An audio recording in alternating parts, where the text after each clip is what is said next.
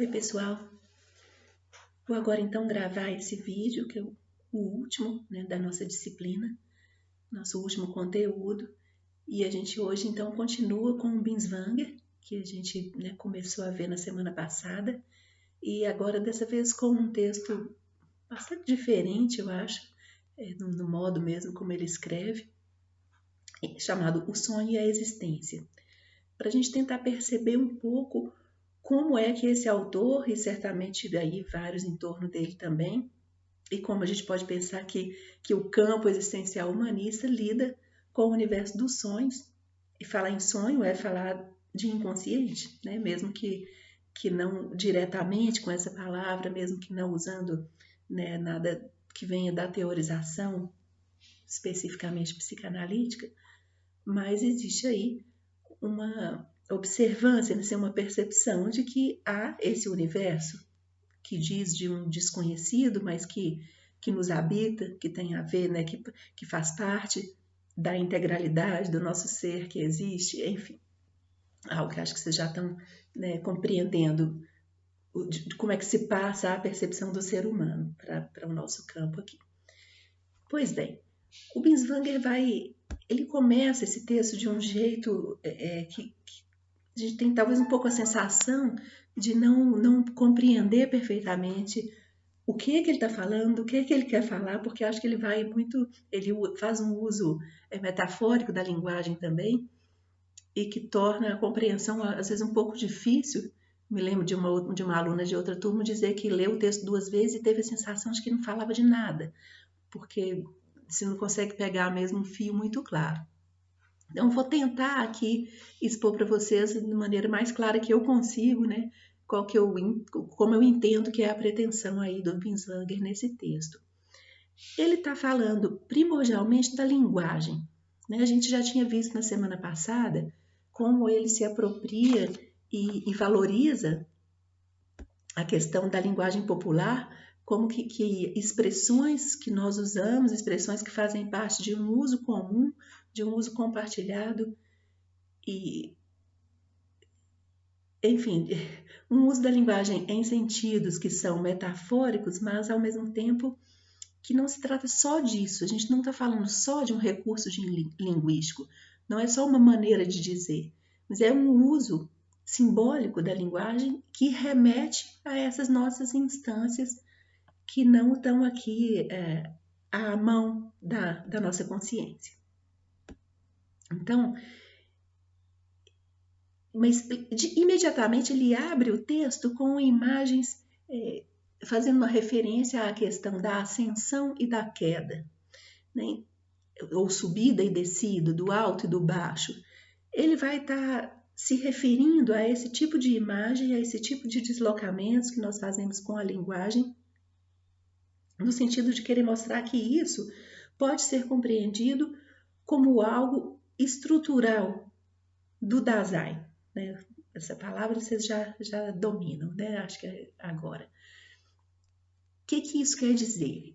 Ele está se referindo a um uso linguístico de imagens de subida ou descida ou de queda, como sendo expressivos de um traço fundamental do nosso ser, do ser humano, que diz respeito a uma percepção de si mesmo, a uma colocação de si num alto ou num baixo.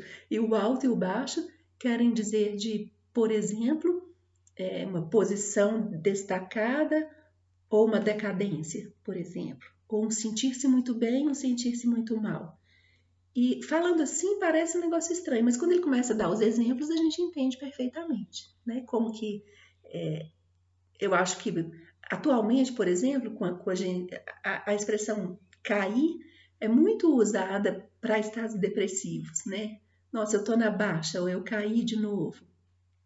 Eu acho que a gente reconhece esse uso e vários outros exemplos que ele vai dando que nos fazem perceber que, de fato, sim, existe esse uso comum da linguagem que diz respeito a uma colocação de si mesmo ou do outro em situações de elevação ou de queda ou de baixo, né? Aí a gente não adianta querer falar agora tudo, a gente vai se aproximando na medida que ele vai colocando no texto. eu acho que só é preciso de cara entender, para não ficar muito perdido na leitura, que ele está dizendo para nós, isso faz parte da linguagem e se refere a algo de estrutural do nosso modo de estar no mundo, né? Veja bem, Binswanger está apontando para a importância da linguagem, e isso é algo que vai acontecer, né, também dentro da psicanálise, a partir do Lacan, um passo dado aí em direção à compreensão do inconsciente como linguagem, algo, claro, que já se apontava na obra do Freud, mas que depois, né, lá meados do século XX, é que isso realmente vai tomar uma importância, um vulto maior. E acho que é mais ou menos isso também que Binswanger está apontando para a gente aqui. É que na linguagem mesmo é possível percebermos o que seriam estruturas ontológicas do Dasein. E aí ele vai se referir à linguagem como pátria espiritual à qual nós todos pertencemos. Veja, essa expressão pátria espiritual, acho que nos remete a imaginar que é no solo da linguagem que o ser humano reside, habita. Depois ele diz também que a linguagem é aquilo que em nós, né, no humano, poetiza e pensa. É uma expressão muito sintética, muito condensada para algo muito importante, eu acho. Ele está colocando imediatamente na linguagem essas duas dimensões que fazem parte do nosso modo de percepção do mundo. Né? Pensar é o nosso modo racional de apreensão, de compreensão, de contato com o mundo, de construção de conhecimento. E se na palavra poetizar a gente entende todo o modo da sensibilidade e da arte, eu acho que fica claro então que ele está se referindo a essas duas maneiras que cada um de nós tem de se relacionar com o seu mundo, né? Que é através dessa estrutura né, racional ou de possibilidade de construção mesmo de pensamento, de conhecimento mais linear, enfim. Tudo que a gente possa colocar aí no conteúdo do verbo pensar. E de outro lado, o modo marcado pela sensibilidade, que então remete a todo o campo do sentimento, mas também do artístico, do criativo, daquilo que, ao lidar com o mundo, não só compreende, mas também interfere no sentido da criação. E se percebe aí afetado também, por essa ideia da sensibilidade, né? Afetado pelo mundo também, afeto, enfim. Aqui eu estou tentando abrir um pouco os verbos poetizar e pensar, mas acho que cada um na leitura também pode deixar isso, né, essas palavras movimentarem dentro de vocês. Eu acho que é um texto que chama a isso. Ele está dizendo sobre a linguagem como aquilo que reside, que está em cada um de nós e que é o meio pelo qual nós nos construímos mesmo, nos estruturamos e nos relacionamos com o mundo.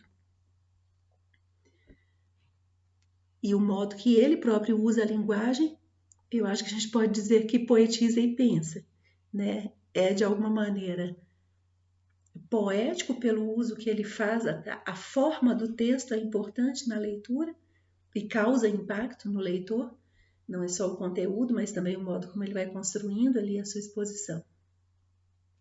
Então, que cada um de nós também receba esse texto de modo a pensar e poetizar. Pois bem, vamos seguindo, ele vai dizer que algo que é muito importante em toda essa perspectiva, a gente já viu um pouco na semana passada, é a ideia de unidade. Quando ele falava lá no outro texto, né, sobre a unidade do que se chama de corpo e psiquismo, ele vai dizer, eu prefiro nem falar dessa maneira, porque é preciso entender a integralidade da pessoa humana como não tendo essas instâncias separadas. E aqui também ele vai falar de um modo um pouco diferente, mas também está se referindo a essa ideia de unidade, de modo a gente não pensar mais nas separações, nas dicotomias, na compreensão do humano. E aí ele vai falar sobre, né, forma e conteúdo. Forma e conteúdo na experiência psíquica formam uma unidade que remeteria, né, que a gente poderia pensar na tendência racionalizante a separar. Essa unidade tem sido compreendida como composta de sensação imediata e o sentido que a ela damos. Então, a sensação imediata diz daquilo que eu vi, que eu percebi do mundo. E eu, que sou esse ser que pensa e poetiza, imediatamente, ao perceber algo do mundo, confiro a essa coisa um sentido.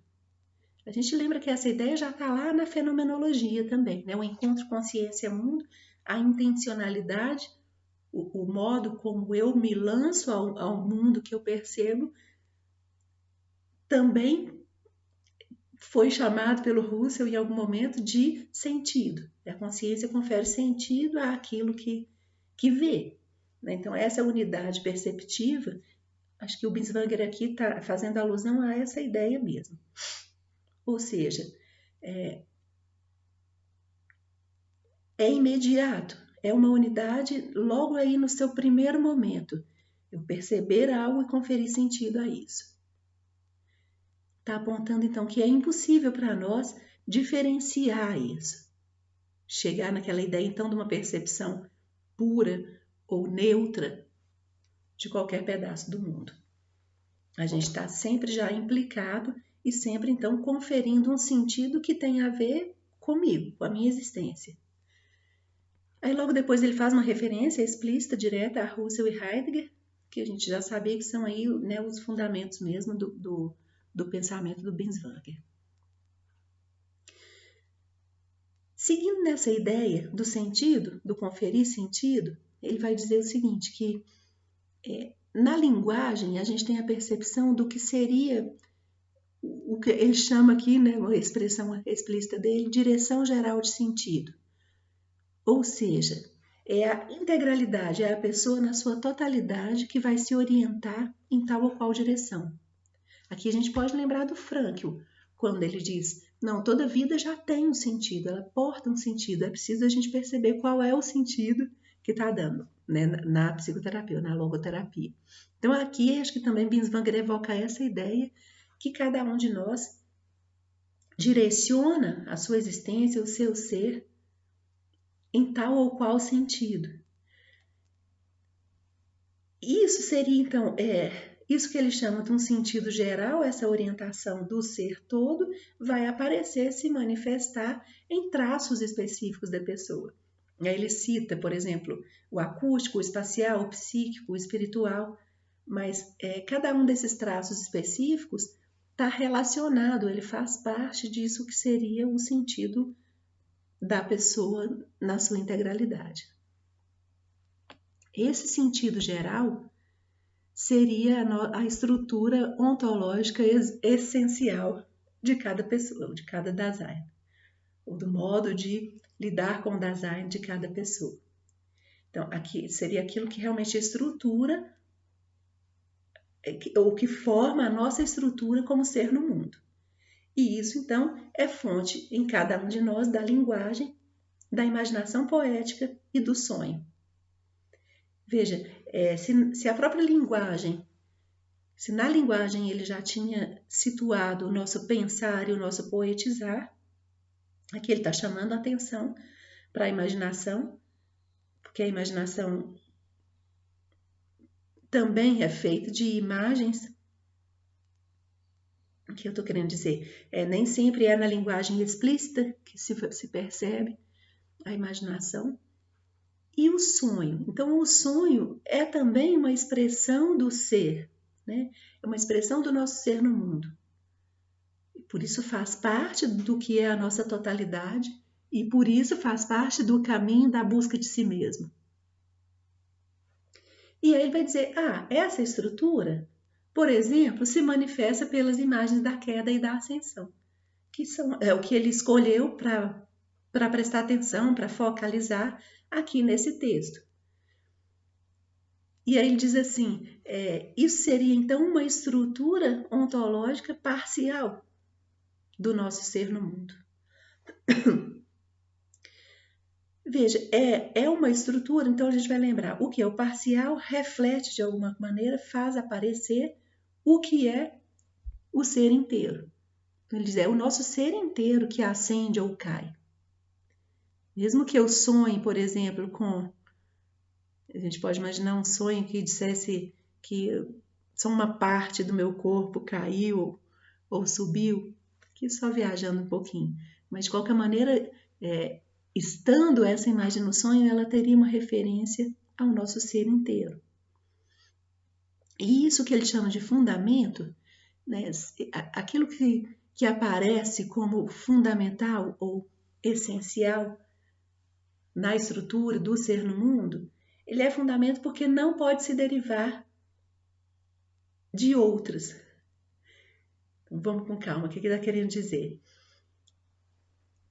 Por exemplo, ele dá vários exemplos de sonhos de aves, né? A ave que está voando muito alto, de repente cai, ou porque morreu, ou porque por algum motivo, né, voou para baixo mesmo. E essa é uma imagem que faria então referência à imagem da queda, por exemplo, do nosso ser inteiro. Ou seja, eu posso remeter à imagem da queda da ave à minha própria queda.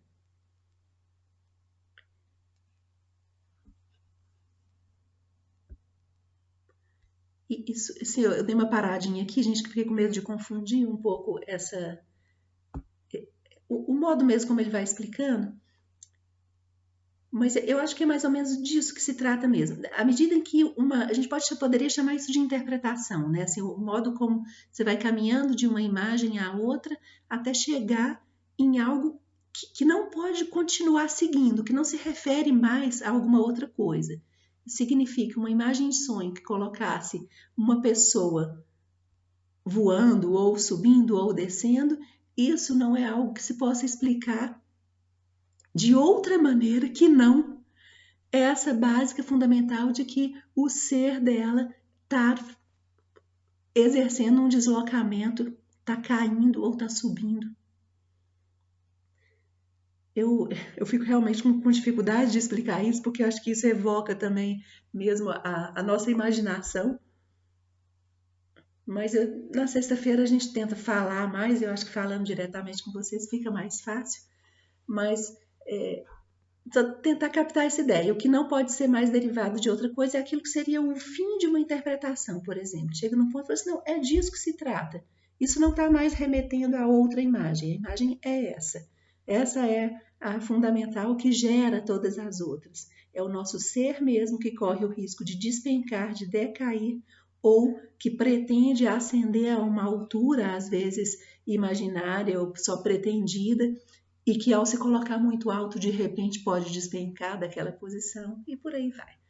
Ou ao ficar sempre baixo demais, está deixando de realizar a sua ascensão, a sua subida também como um ser criativo e que se fundamenta, enfim. Essa coisa da aproximação da imagem vai se fazendo de um modo um pouco infinito, a gente pode ficar rodeando, sem nunca, de fato, ficar satisfeito com uma explicação, porque isso está remetendo ao tratar imagens de sonhos, a gente vai estar sempre tocando em algo não totalmente compreensível. Tá? Essa é uma ideia importante para a gente pensar sobre esse campo, né, do inconsciente ou do desconhecido que nos habita. Pois bem, seguindo aí nessa busca de compreensão dessas imagens, ele relaciona elevação à felicidade e intensidade, e a queda, a infelicidade e perda de tônus. Então, isso aqui só para, né, aproximar um pouquinho mais, mas ao longo do texto, vai ter momentos em que ele trata dessas imagens e coloca exemplos de sonhos ou de falas da linguagem que remetem a isso. Depois ele parte para um campo um pouco mais teórico, depois ele volta para as imagens, então a gente vai também um pouco fazendo isso aqui. E aí, nesse momento, ele coloca a pergunta, né, que é essa pergunta enorme, fundamental, que é a pergunta sobre o ser humano. Quem somos nós? O que é o quem do nosso Dasein? Então, assim, quem é? Quem pode responder? Quem diz eu a partir desse ser né, que se configura, que estrutura o que nós somos. Veja que ele não está perguntando quem é o Dasein. Ou melhor, deixa eu dizer de modo melhor. Ele não está perguntando como é ou o que é o Dasein. Pensar, o Dasein é o ser, e esse ser tem um eu que fala a partir desse ser, é esse eu que responde à pergunta quem. Então, quem seria o quem do nosso Dasein? Quem é que diz eu a partir do Dasein de cada ser humano?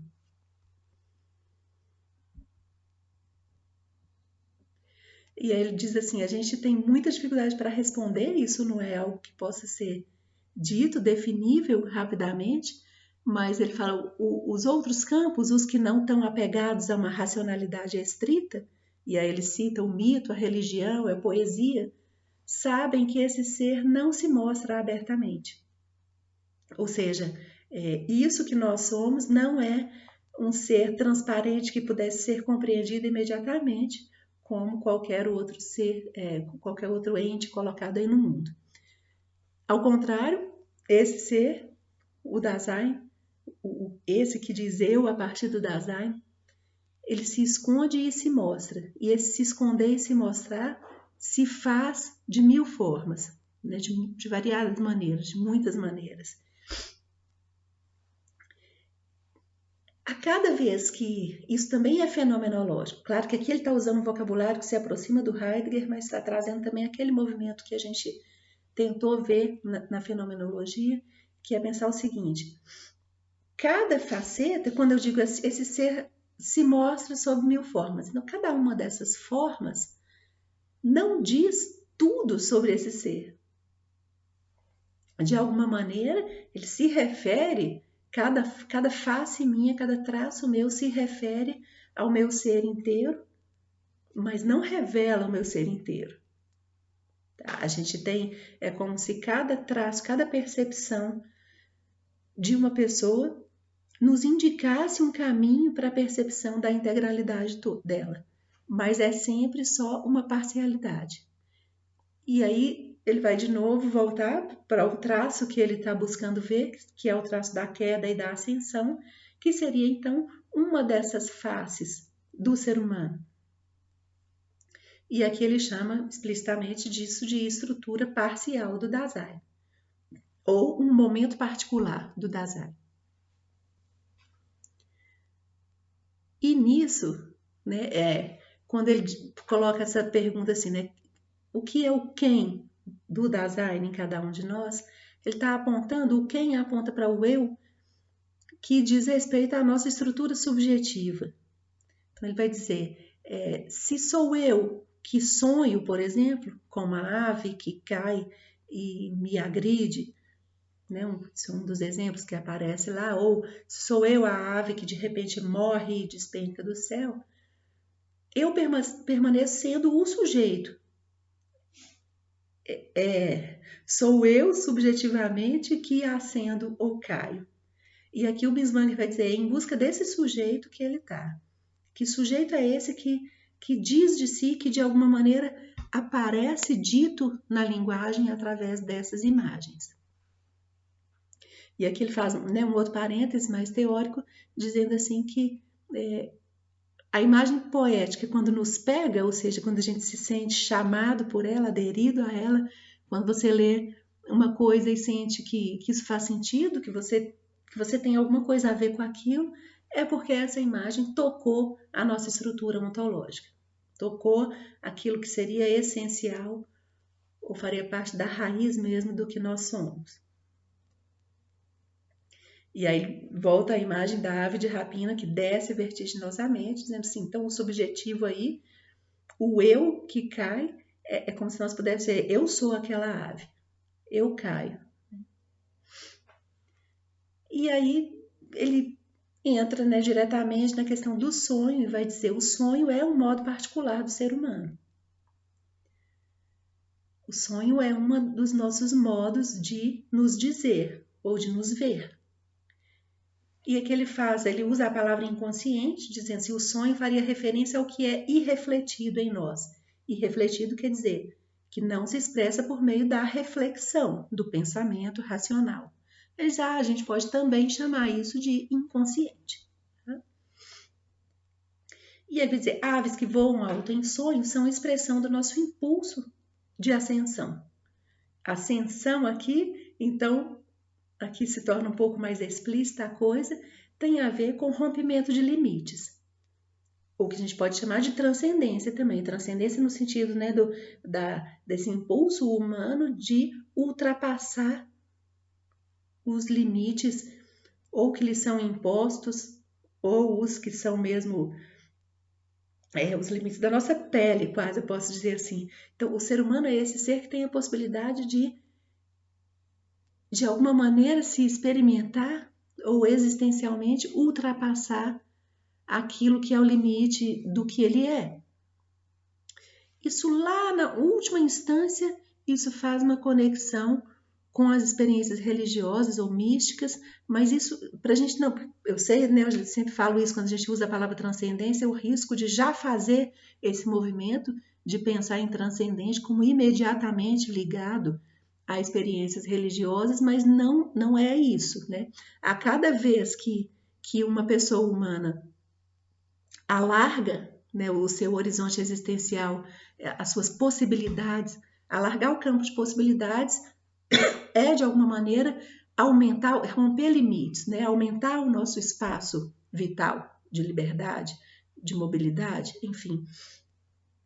Essa possibilidade de ultrapassar, né, os limites dados diz da nossa possibilidade, né, talvez possa usar aqui uma expressão de ser mais, né, de ser mais do que aquilo parecia que eu tinha que ser.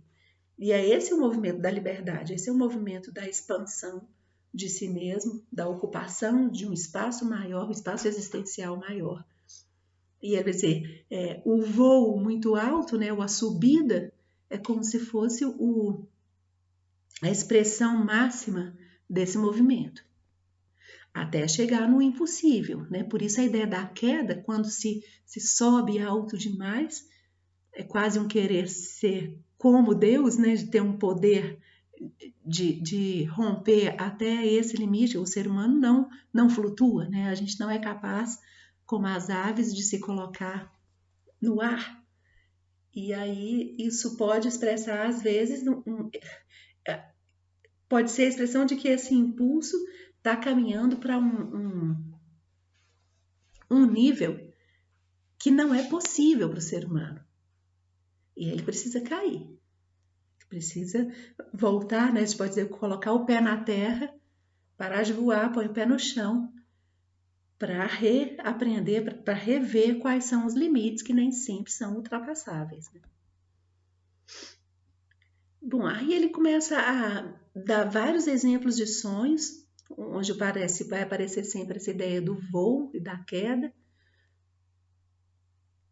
E aí ele vai tentar assim, começar, a gente vai tentar extrair um pouco do texto o que seria uma teorização do Binswanger sobre os sonhos. Ele vai dizer o seguinte, cada sonho tem a sua faceta universal e a sua faceta particular. Então veja, se eu própria sonho com, né, ficando nos exemplos que ele dá, que quase todos têm esse componente. Se eu sonho com essa imagem de um animal que voa, ou se eu me vejo eu mesma voando e caio, isso está falando de uma estrutura ontológica, de algo que não é só meu, que eu não uso, o uso dessa imagem não é uma invenção minha. E se a gente faz a analogia com a linguagem, é como dizer, eu estou usando aqui diversas palavras para falar com vocês, diversas estruturas gramaticais que não fui eu que criei. Isso faz parte de um coletivo, especificamente de um coletivo que usa a língua portuguesa, mas, de modo geral, desse traço essencial do ser humano, que é a possibilidade de estruturar uma linguagem e de se expressar pela linguagem. Então, é como se ele estivesse dizendo para nós, existem alguns traços imagéticos, alguns modos de construção de imagem que aparecem em sonhos ou em expressões artísticas que estão como que obedecendo certos veios, como a gente ao falar obedece certas regras que são da linguagem, haveria também certos caminhos já ditos por uma estrutura coletivizada do uso de imagens. Tá? Por isso, ele está afirmando, as ideias de queda e ascensão estão falando de algo que é ontologicamente estrutural no ser humano, ou seja, não é exclusividade de nenhuma pessoa. Só que isso no sonho, do mesmo modo que eu ao falar estou usando um coletivo, que é a linguagem, mas estou usando a meu modo, né? Há um traço particular meu no modo como eu falo e penso. Também na estrutura do sonho você vai ver esse encontro, né? Ou essa unidade entre o que seria a estrutura ontológica e mais a realidade vivida pelo sonhador. Então, essa imagem da ave que cai, em cada um dos exemplos que ele dá, vai ter uma ressonância particular que tem a ver com o que é vivido pelo sonhador, pela pessoa que fez uso, né, dessa estrutura ontológica. Ou seja, eu não posso interpretar aquilo só do modo universalizante. Eu não posso simplesmente, a pessoa que faz um relato desse sonho, eu vou dizer, você está temendo uma queda ou está, de alguma maneira, percebendo que o seu ser está passando por uma espécie de decadência. Eu poderia fazer uma interpretação assim, mas e daí? Isso é abstrato, no sentido de que não está tocando no que seria o particular vivido pelo sonhador e que o levou a estruturar, né, a realizar em sonho essa imagem. Então é preciso compreender também as particularidades da pessoa que construiu essa imagem no seu sonho. Bom, aí ele vai dizer também que não importa se é a nossa imagem que realiza uma ação no sonho, importa qual é o tema trazido pela ação. Então, se no sonho sou eu mesma que voo e caio, ou se é uma ave ou um objeto, isso não importa. Importa que esse tema foi trazido.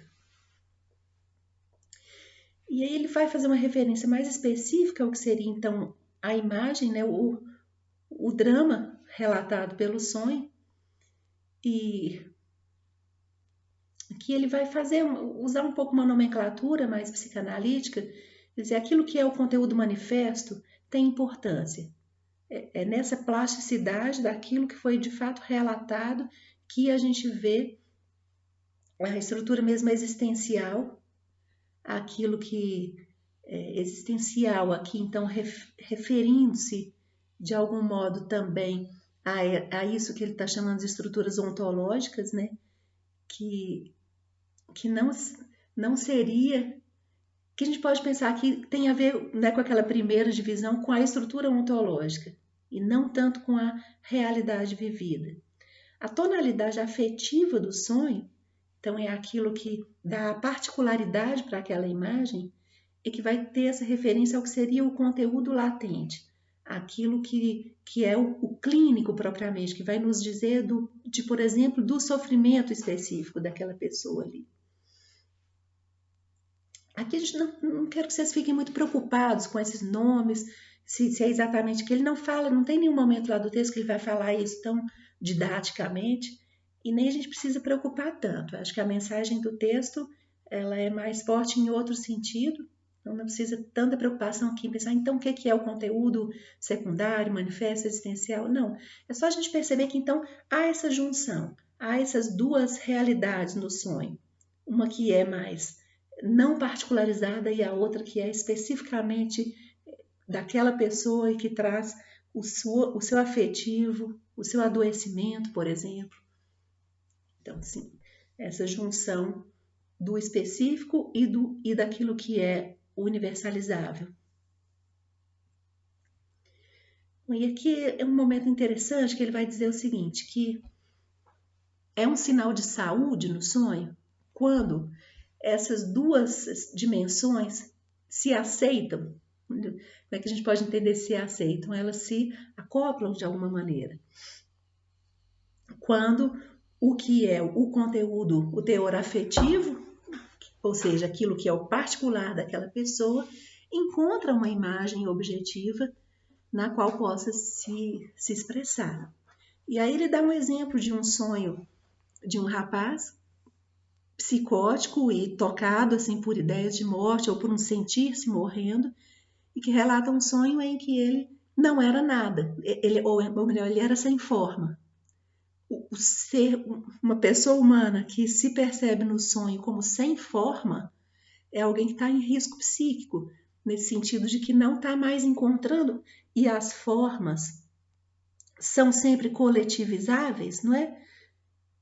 O que eu estou querendo dizer se eu sonho que eu sou um elefante no sonho, a imagem elefante faz parte, é algo que eu posso comunicar com o outro. A gente está percebendo aqui, e daqui a pouco isso vai voltar, aquela ideia que a gente achou tão interessante de ver no texto da semana passada, do Binswanger, que a saúde entendida, né? A saúde integral de uma pessoa tem a ver com a possibilidade dela de viver coletivamente, de viver na comunidade. Que foi a expressão que ele usa lá no outro texto. Então, isso também vai aparecer no sonho.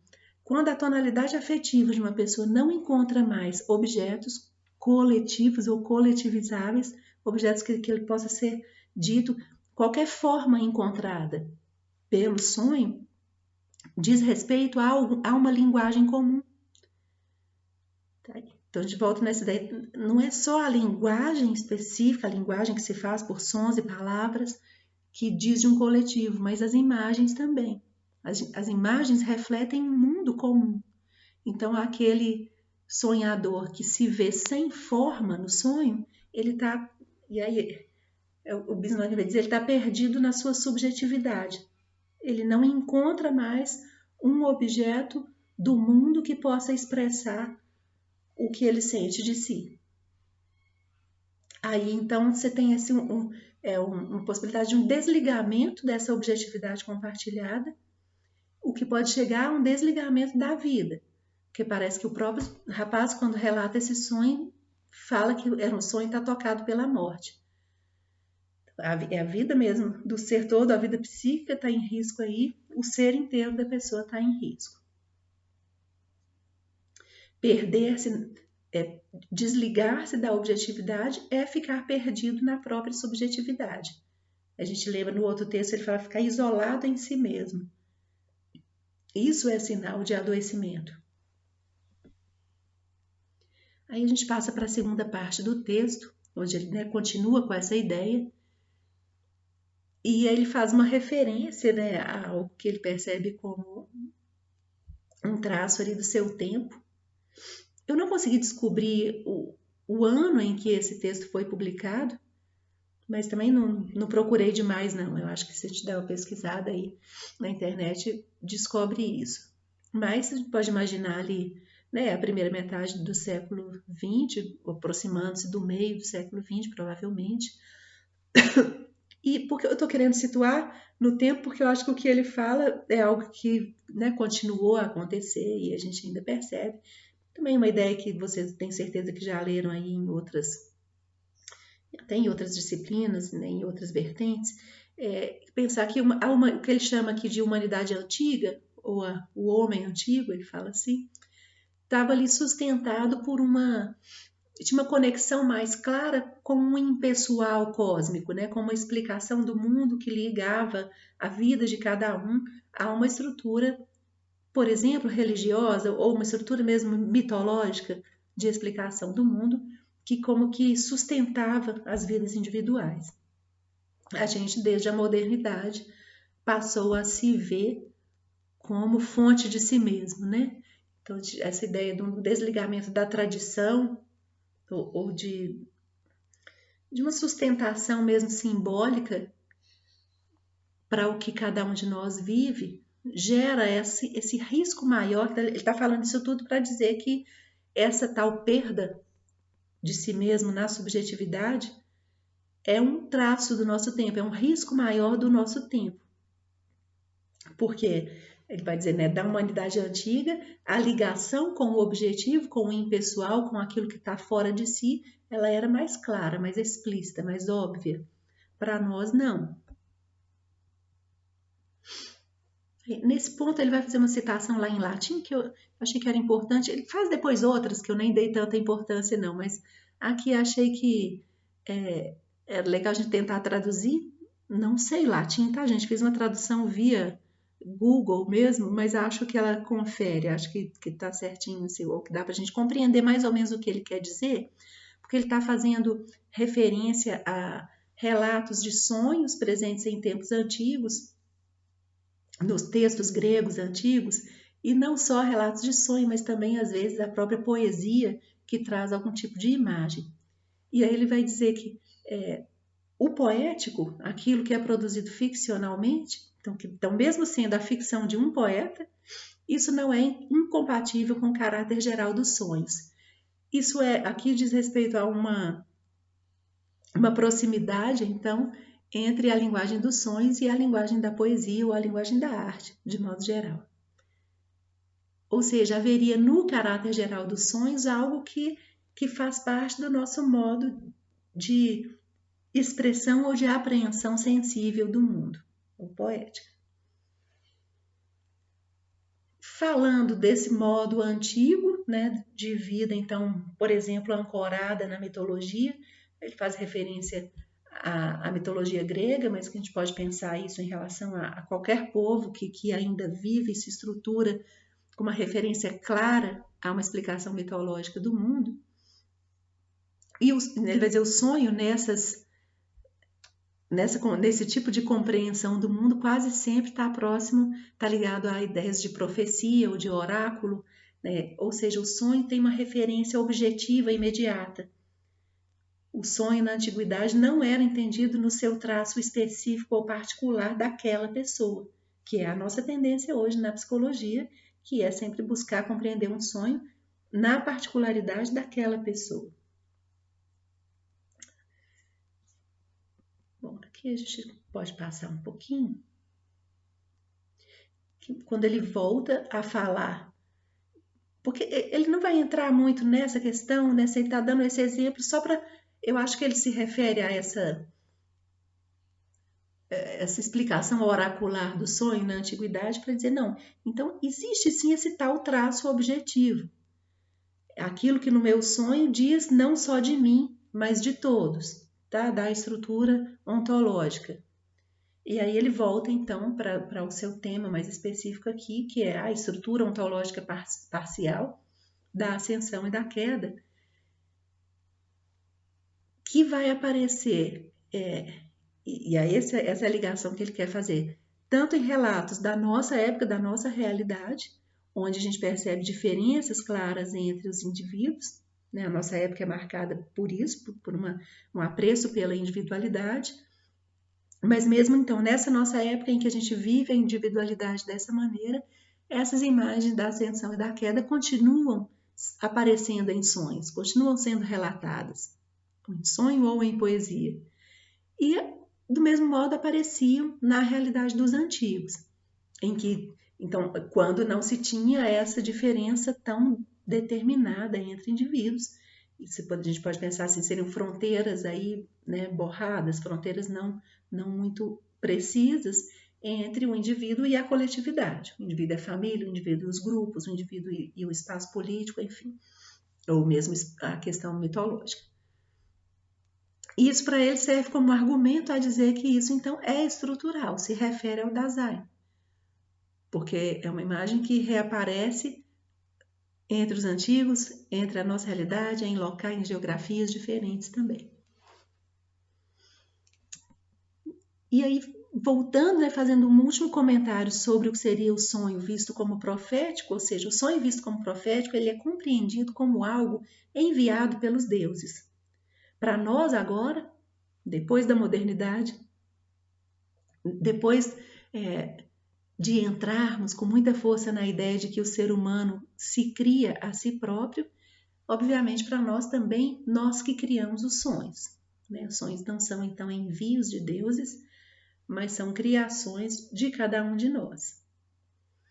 E aí nesse ponto ele coloca a expressão híbris, ou híbris, vocês vão ver dito de diversas maneiras, que é uma palavrinha grega que se refere à pretensão humana de se igualar aos deuses. Então, quando eu disse aquela imagem de um voo alto demais e que de repente aquele voador despenca, está tratando talvez dessa noção. Quando eu disse, ultrapassou um limite além do ponto. Nós temos esse potencial de romper limites, mas isso não é infinito. Então, para o ser humano pretender romper todos os seus limites seria um traço dessa tal híbris que nos colocaria nesse patamar, né, de ser um ser que pretende ser um criador absoluto de tudo, como os deuses. E isso não é possível para nós, e sempre vai ser penalizado. Penalizar é uma forma, talvez, aí de compreender a queda, o despencar, a decadência. Então, ele está fazendo essa referência, está querendo dizer, olha, tudo bem a gente se entender como criador de si próprio, mas isso não é uma verdade completa, uma verdade absoluta. E a consideração do sonho ou desse espaço de vida humana que é desconhecido, que é enigmática, coloca para nós mesmo imediatamente é como se fosse esse abaixar das nossas pretensões para que a gente se perceba no nosso tamanho limitado e que não é um potente e completo criador de si mesmo. Então, toda vez que, quando a gente fala, né, desse campo humanista existencial, a gente afirma a liberdade, afirma a possibilidade de se criar, isso tem que ser sempre entendido com muitas reservas. Não é que eu possa fazer de mim o que eu quero. Como eu sempre digo para vocês, as determinações existem e o inesperado existe.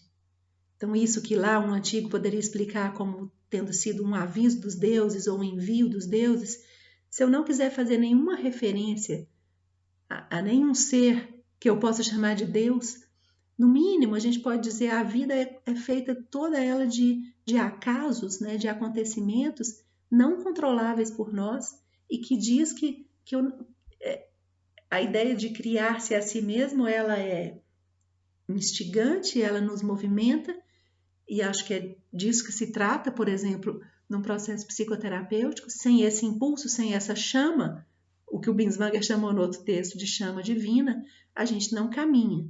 Mas se de repente isso que é só uma chama, que é só uma pequena luz que vai movimentar, eu passo em vez de pensar numa chama divina, eu passo a me ver divinamente, isso vai encontrar um limite grande.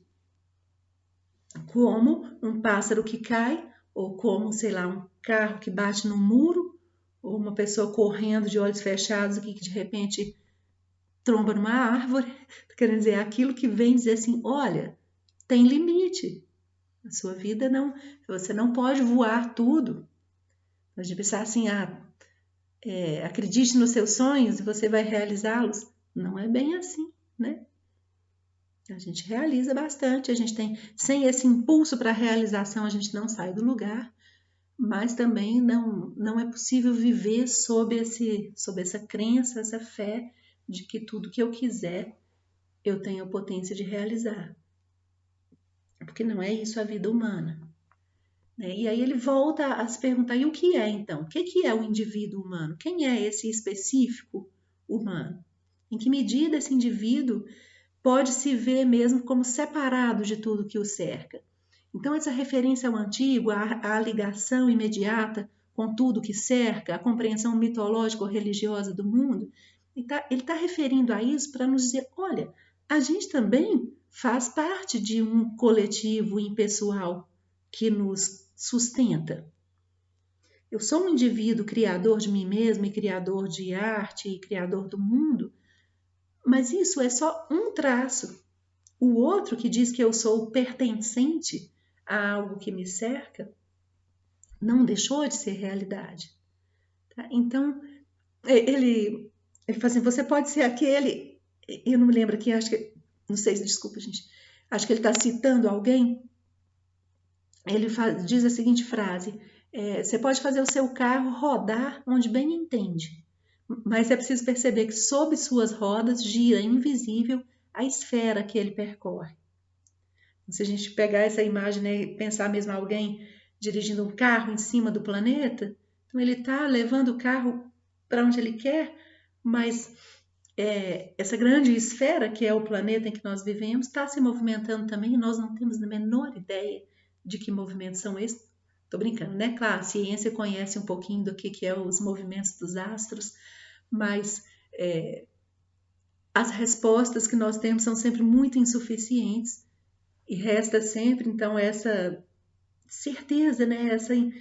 Essa nossa percepção de que não sabemos muita coisa também. As velhas perguntas sobre nossa origem, sobre nosso futuro e sobre exatamente o que nós somos permanecem não plenamente respondidas. Porque há movimentos aí, então se gira invisível a esfera que ele percorre. Está dizendo para nós, nós habitamos em um mundo que tem inúmeros movimentos próprios, desconhecidos por nós, não dominados, não controlados. E ele cita vários modos de fazer referência a isso, que seria o indivíduo em relação a um todo, a um coletivo, a um impessoal que o cerca. Vai citar vários autores, várias conceituações. Não vou entrar aqui em todos esses detalhes, vocês vão ver lá, isso é curto, é um parágrafo. Eu coloquei aqui para nós só quais são as palavras que surgem, as possibilidades que nós temos linguísticas de expressar essa ideia que é a relação do indivíduo com o todo que o cerca. Então ele fala, por exemplo, ego e id, pensando o id como o universo do inconsciente e que é esse total mesmo, esse desconhecido que nos domina de alguma maneira, ou eu diante do universo, o inconsciente individual em relação ao inconsciente coletivo, aí que a gente vê ele está falando do Jung, a consciência do indivíduo em relação à consciência da espécie, numa perspectiva aí mais antropológica, o que é a vida em nós ou a partir de nós, né? Quer dizer, a partir de nós quer dizer de nós para o mundo. Aí volta ao exemplo, né, da frase citada, ele fala, o carro em relação àquela esfera em que ele se desloca. Faz uma referência também ao mundo do pensamento individual, que a gente pode resumir como opinião, um modo próprio de ver, e a verdade sempre coletiva. Tá? A gente volta de novo. Lembro que algumas vezes nas nossas aulas surgiu a ideia, cada um tem a sua verdade, será que é possível manter essa ideia? Não. A verdade sempre se refere a um coletivo, algo que pode ser visto como verdade pelo outro também. O que é individual é o seu modo próprio de ver, a sua opinião. Para saber se uma opinião é verdadeira, ela precisa ser minimamente coletivizada. Ou indivíduo em relação a uma comunidade, né, de humano e divino, ou de humano e estruturas mitológicas que nos cercam. E ele vai falar, o sonho seria um momento privilegiado dessa relação do eu com o universal, ou da expressão unitária daquilo que a gente já falou, né, do que é o particular expresso por meio de imagens, de estruturas imagéticas que remetem ao universal.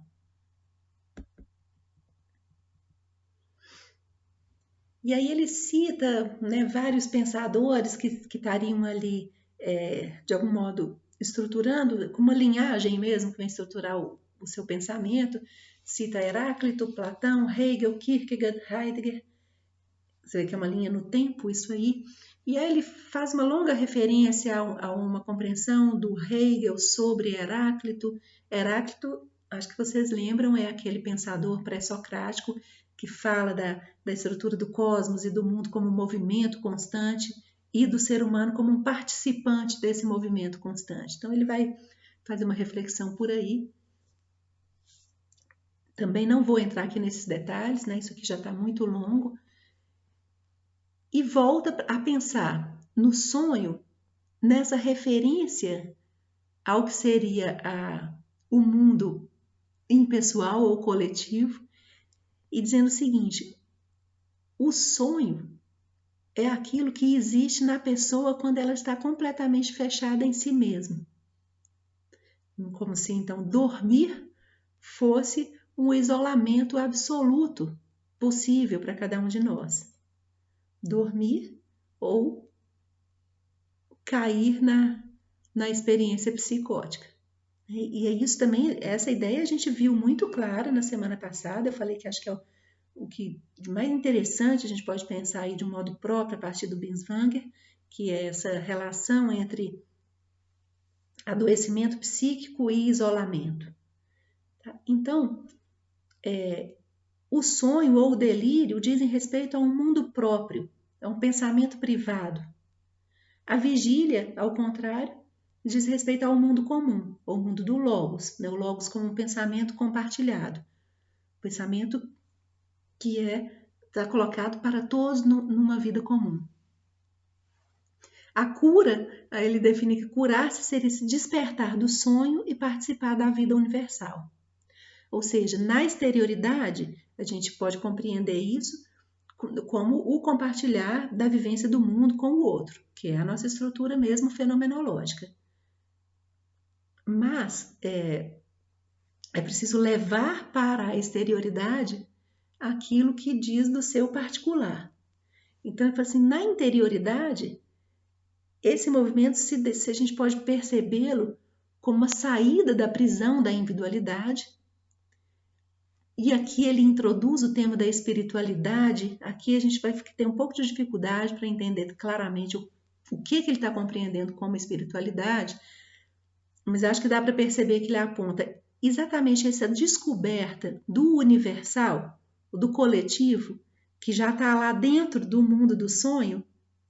É isso que poderia fazer o movimento de ligação à vida universal, ou à vida coletiva, à vida de todos. Então, ou seja, é pelo movimento espiritual, então o espiritual seria a descoberta em si mesmo, daquilo que não é só você, a descoberta em mim mesma daquilo que não sou só eu.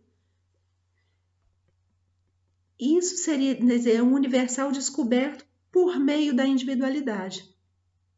Ou seja, é como ele está apontando para essa possibilidade de perceber a síntese entre o que seria então o mundo privado e o mundo coletivo, ou o mundo da comunidade.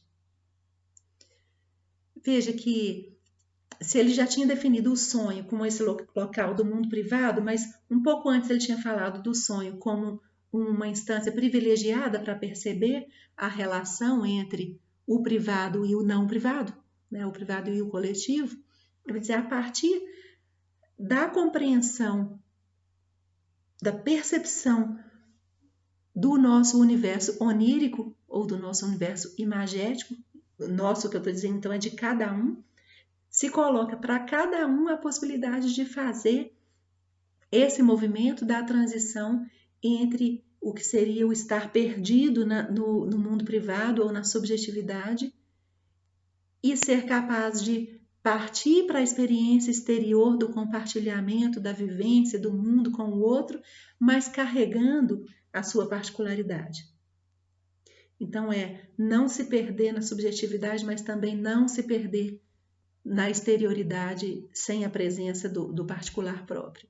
Essas ideias remetem muito àquele texto do Kierkegaard que a gente leu ano passado. Não sei se vocês estão percebendo um pouco, né, as figuras do desespero dele.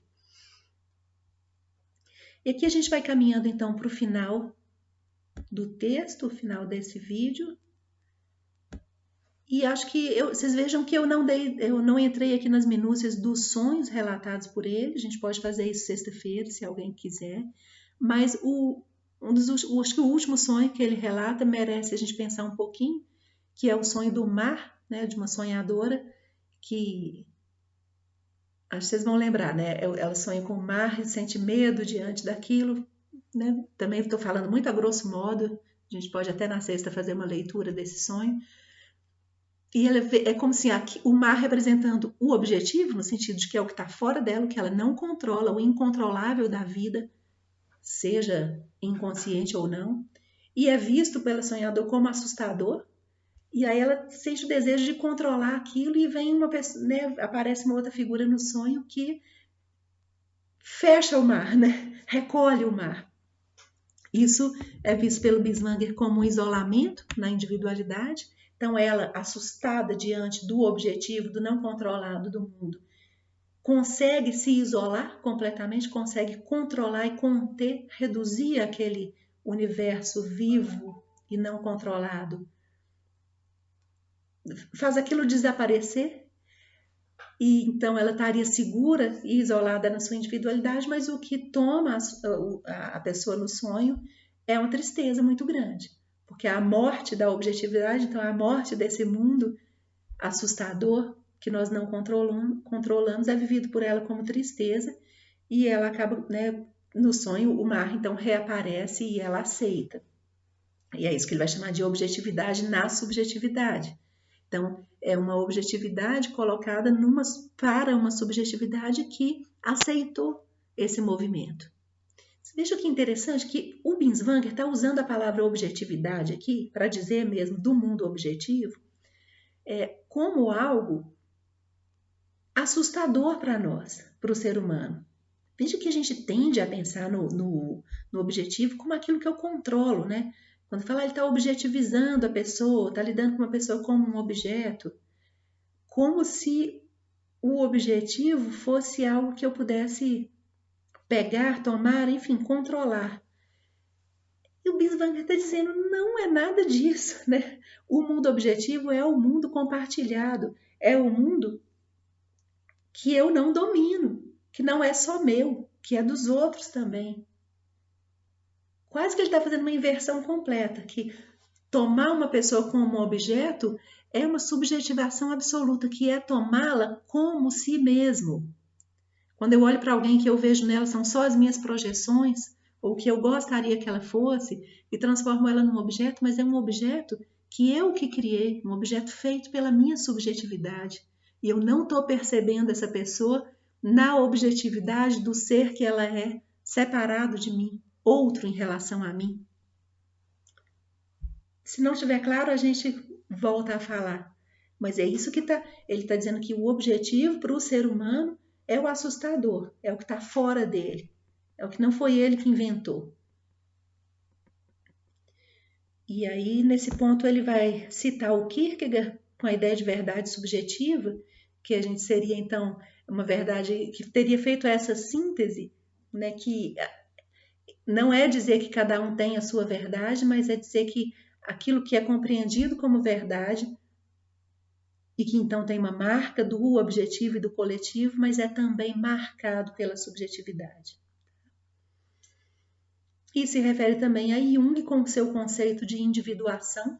Individuação para o Jung é a realização dessa tendência a tornar-se si mesmo ou a se autorrealizar, e nesse ponto o Jung está muito próximo da vertente humanista existencial, porque de fato ele considera que cada um de nós tem esse impulso para o tornar-se si mesmo, para a realização daquilo que o habita e que deve ser realizado no mundo.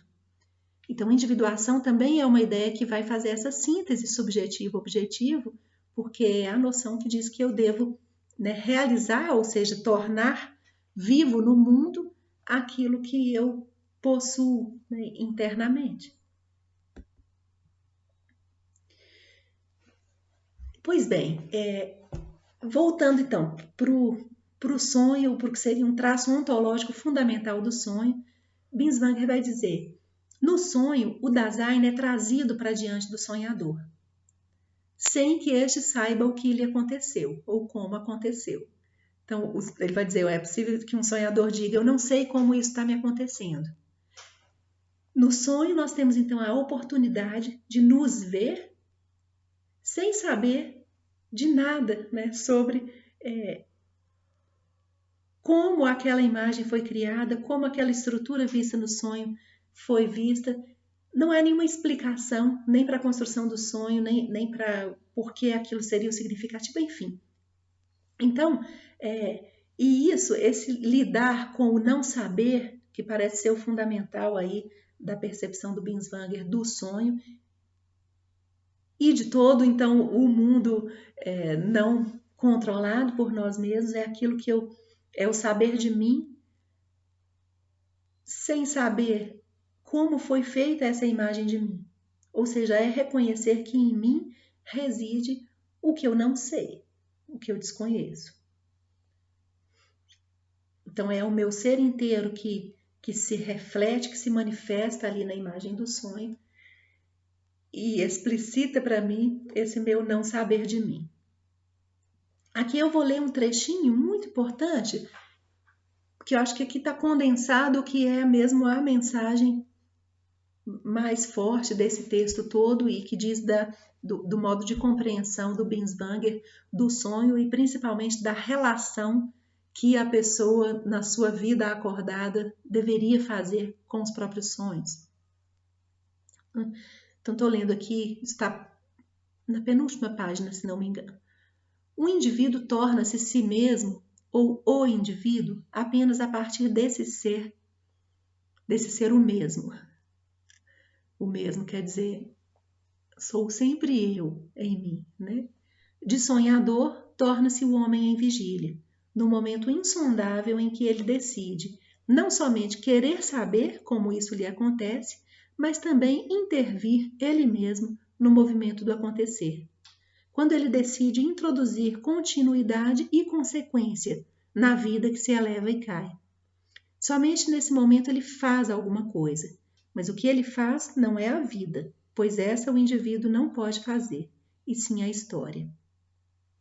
Veja, o que ele está dizendo para nós? O que nós podemos fazer diante da imagem do sonho que eu não sei como foi feita?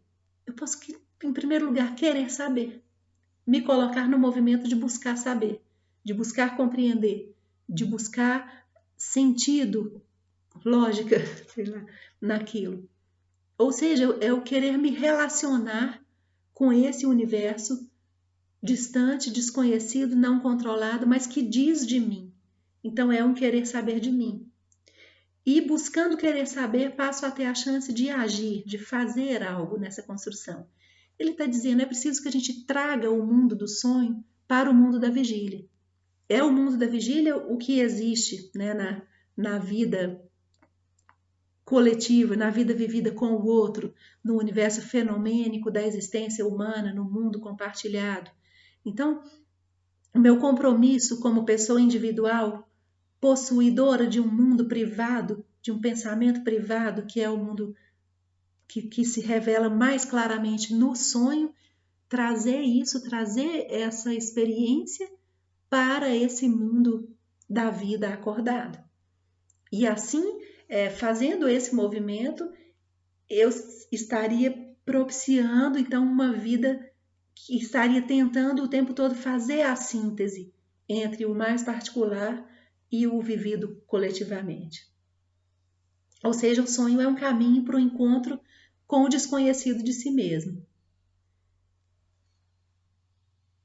O mundo da consciência estaria se abrindo ou permitindo que fosse invadido por aquilo que se esconde. Né? Esse é o movimento de trazer para o mundo da consciência o que não era consciência. É como trazer para o mundo de todos o que se passa no mundo privado. Deixei isso em negrito lá nas nossas notas, porque acho que isso remete àquela ideia da semana passada, do que ele dizia que era o objetivo supremo da psicoterapia, né? Despertar na pessoa o desejo de sair da individualidade para a vivência do coletivo. Mas não é abandonando a individualidade, é levando para o mundo de todos o que se passa no mundo privado. É participar do mundo coletivo consigo mesmo, ou a gente pode dizer, sendo si mesmo.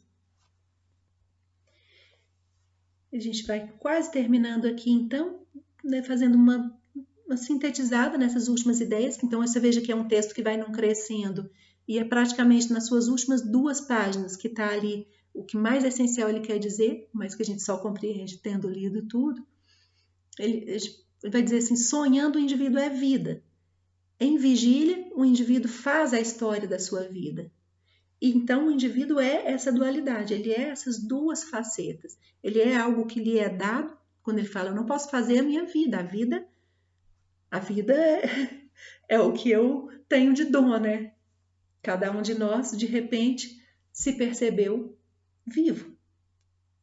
A gente não pode criar a vida, mas a gente pode interferir, funcionar como um criador no movimento da história da nossa vida e conseguir realizar de fato essa síntese, né, essa compreensão da vida, portando esses dois lados, aquilo em que eu posso interferir e ao mesmo tempo, né, acompanhando e sendo essa presença, realizando de fato o que eu não posso controlar, que é tudo que então me vem, que me é dado, me é enviado, que seja pela exterioridade ou por qualquer figuração divina, enfim. E por fim, sintetizando mesmo a ideia de que toda essa perspectiva parte de um enquadramento que provém das filosofias da existência. Ele vai dizer o que é a existência? A existência é o fundamento da vida, então, como função vital e como história. Então, essa junção desse dado básico que é a vida com a história. A história é onde eu posso interferir. A função vital, não. Okay? Bom, gente, espero que tudo isso não tenha sido muito enigmático para vocês, que a gente consiga ter uma conversa legal na sexta-feira. Esse é o nosso último conteúdo. A gente se encontra na sexta e depois mais uma vez na semana que vem para fazer um apanhado geral aí desse último mês.